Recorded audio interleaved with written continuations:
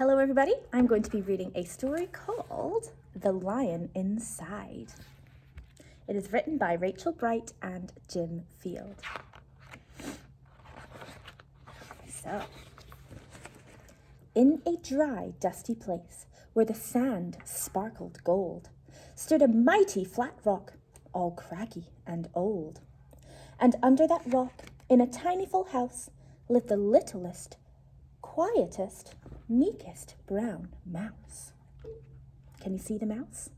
He's right there. He was so very tiny, so incredibly small, that nobody noticed him ever at all. He got trod on and sat on and missed out for stuff. Ignored and forgotten. Yes, mouse life was tough. And here he's in the grass saying hello. And here, ow! Ouch! Meanwhile, far above, on top of the rock, times were quite different. It was Lion o'Clock.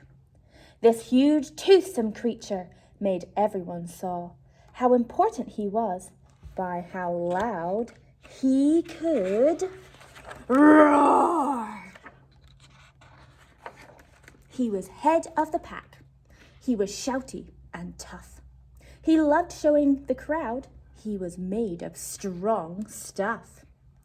Yes, all were impressed by this mighty king cat. If only, thought Mouse, I could be more like that. Then, late one dark night, in his Minnie Mouse bed, the cleverest thought popped into his head. He jumped from the covers and held up a paw. I've got it, he said. What I need is a roar. Here he is, saying, roar. I mean, what if this mouse, with the weeniest squeak, was a little more grrr and a little less meek? Well, he'd still be the smallest of fuzzy brown mice, but he'd make friends and join in, and life would be nice. Yes, thought the mouse, I must find out how. I will learn how to roar, and I will learn it now. But, oh my gosh, there was only one beast who could teach him this thing, but might make him a feast. It was time to be strong, take a chance after all.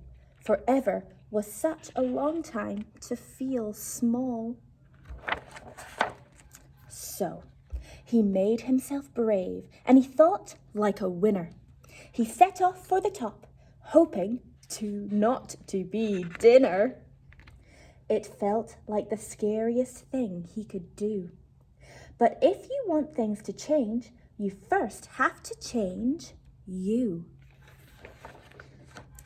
The further he climbed, the closer he got to the slumbering lion reclining on top. Then, at last, as he stood on his tippy toes, he found himself suddenly nose to nose. Pardon me. Wake up, Mr. Lion. You've got company. Squeak, Mr. Lion. What I've come to you for is squeak. Do you think you could teach me to roar? Do you think the lion does teach him to roar? A silence befell that twinkling plain. Lion opened his eyes and puffed out his mane. Time slowed right down. Why, it felt like a week. Then he opened his mouth and let out an eek! Oh dear, I'm not sure the lion likes the mouse. The lion was shaking, his paws all a-fumble. He was backing away with a scrambling tumble. Don't hurt me, he whimpered. Oh, try to be nice. Well, my goodness, this lion was frightened of mice. Don't worry, Mouse peeped. I I'm a friend, not a foe. Let's rock this together. We'll have fun, don't you know? That was a magical moment for sure, when Mouse didn't feel at all small anymore. He had found his true voice and learned to speak out. And for that, you don't need to roar or to shout. And from that day and always, the two were a pair. They both liked that rock better, now that rock was to share. The mouse, while still little, felt big in his head. And Lion, he still roared, but with laughter instead. And here he is saying, ha ha ha ha ha ha. Yes, that day they both learned that no matter your size, we all have a mouse and a lion inside.